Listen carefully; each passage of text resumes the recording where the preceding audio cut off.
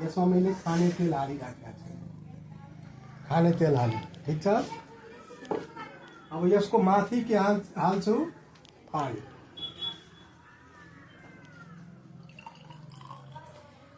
हेर, माथिबाट पानी हालेछु, तर पनि यो तेल सबै के गइहाल्यो, माथि गइहाल्यो हैन।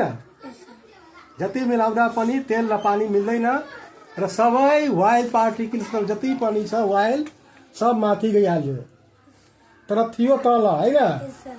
पानी हाल्दा पहिले के हालेको थियो, तेल हालेको थिए, त्यसपछि पानी हाले, तर पानी तल आइहाल्यो, तेल माथि गइहाल्यो। किन गयो? किनकि यसको डेन्सिटी जुन हुन्छ, density of heating while is less than water. जसको डेन्सिटी कम हुन्छ त्यो पानीमा फ्लोट गर्छ। पानीमा फ्लोट गर्नुको मतलब के छ, पानीको डेन्सिटी यो खाने तेलको डेन्सिटी भन्दा बढी छ। बढी डेन्सिटी भएकोले तल आयो, खाने तेल माथि गयो।